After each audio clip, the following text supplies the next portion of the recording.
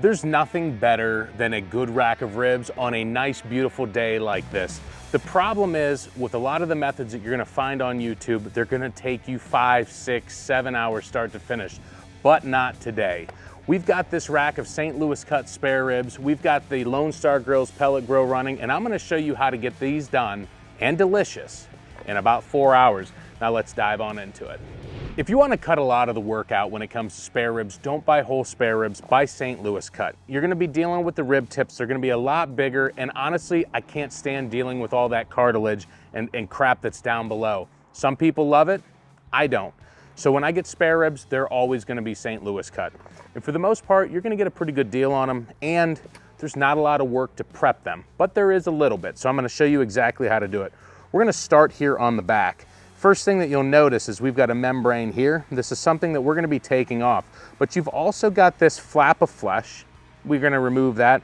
And you've got these things that I like to call hangers. We're gonna trim that up because these things, they're gonna burn. So I'm gonna start with those hangers.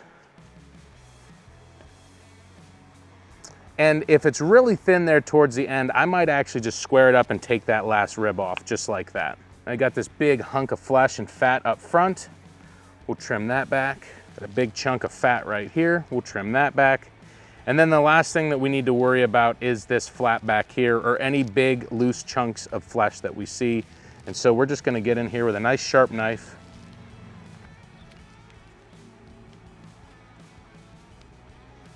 They don't have to be perfect, but just a little bit better than what you started with. Now, when we flip these over, you'll see there's not a lot. There's a little bit of flesh hanging off here. I actually think we can leave those if we keep it up top. But otherwise, these ribs do look pretty good. And now for this rubbery membrane, how do we get this off? Now the trick to taking off this membrane in one shot is using a butter knife and a paper towel, which I have ready over here. Now, you need to kind of analyze and see if there are any tears or cuts in it. I do have a couple tears and cuts. I'm gonna try my best to get it off in one swipe. If I don't, it's okay as well. We'll work on getting it off completely. But the best way to do it is just slide your butter knife across one of the bones. And as you get it started, grab that membrane with a paper towel. I'm gonna try and show you here. And there, we start pulling it off. Like I said, this one had some cuts in the back, so chances of getting it off in one swipe is pretty slim to none because of that. But we got one half off. We'll do our best to work across this and give us a little bit more to grab onto. But once you get the membrane started, you just peel across. You can see pretty good looking rack of ribs. Now the next step for us is going to be to just kind of pat dry some of that purge and sliminess off the rack of ribs. Now you can use a binder. Today, honestly, we're not gonna use any kind of binder whatsoever. Now today for my rubs, I have a homemade rub that I've been using for a lot of meats for the past couple years. I've been using it on a lot of rib recipes. The recipe will be down in the description. This is gonna be my base coat. This is what I'm gonna be using to start. And it's a very good base of salt, pepper, garlic, paprika, onion powder, those kind of things. It's a good all-purpose rub. And we're gonna do a nice coating on this. This is gonna give us a good flavor. It's gonna pair really well with just meat in general. I want to add a little bit of color and a little bit of sweetness, but these don't need to be candied ribs. So we're going to be using a little bit of the Hey Grill Hey Sweet Barbecue Rub, and we're just going to do that for a little bit of color and a little bit of sweet to go along with it, but we're not going to overdo it. As you can see, I'm pat drying it here with the back of my hand. The glove is dry, and this is going to help get the rub to stick down into the meat itself. And we'll flip these over. We're going to do the same on this side. Use my homemade meat rub.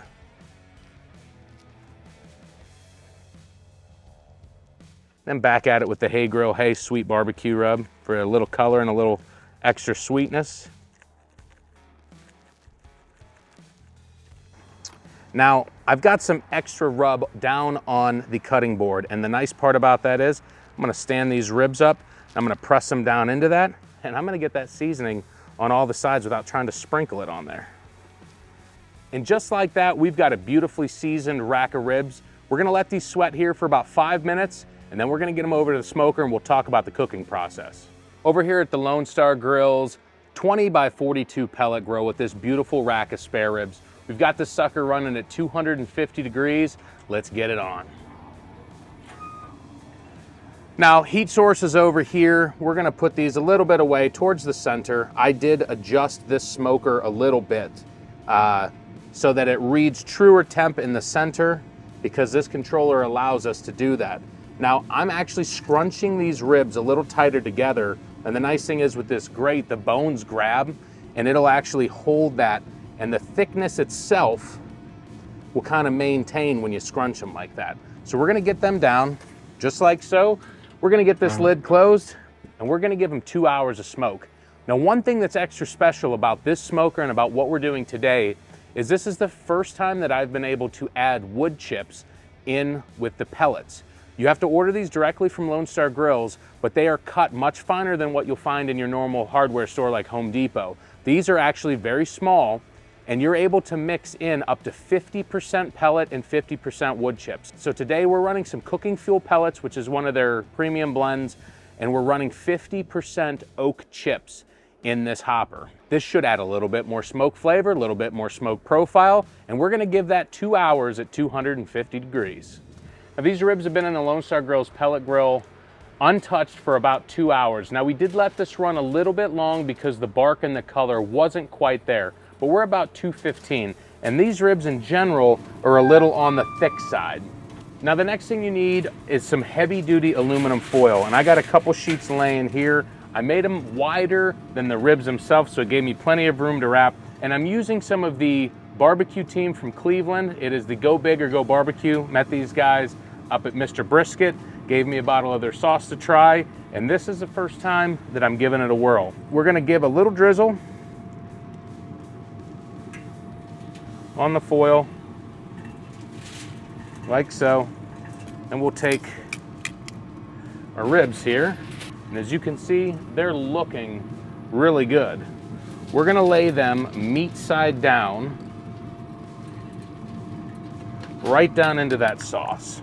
Then I'm gonna take a little bit more and drizzle onto the back of the ribs.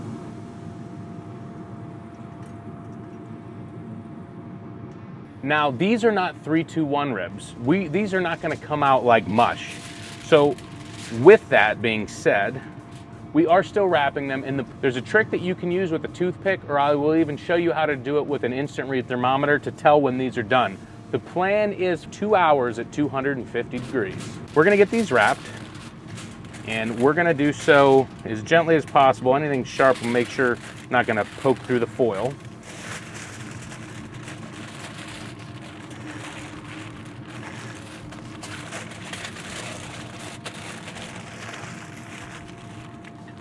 And we're gonna place these back into the smoker, meat side down, for the next 2 hours. Now, one of the important things with these ribs is checking for tenderness. Now, these ribs have taken about 4 hours total, 2 unwrapped in the smoke and 2 wrapped in that sauce bath. Got my Thermapen here. There's a couple things you can do to check them. And what you need to do is gently unwrap this. We do not want to tear that foil, because that foil is what is keeping all that juice in. Now, you can see those are steaming pretty darn good. You want to check for tenderness. You want to feel very little resistance, and that is exactly what we're feeling. We're also looking for a temperature around 201, 202, 203 degrees, and I'm probing 202, I'm probing 203. These are done. Now, what we need to do, we just burped them. We just let some of that hot air out. We're gonna cover these up a little bit, and we're gonna gently pull these out. Do not wanna tear that foil. We're gonna let these rest. You wanna let these rest for like 15 minutes, 20 minutes, and then it'll be time to cut into them. We'll see you then. These ribs have rested for about 15 to 20 minutes. It's time to get them out of the foil. Now, one thing to note about this method is this is like a 2-2 method. 2 hours in the smoke, 2 hours in the foil.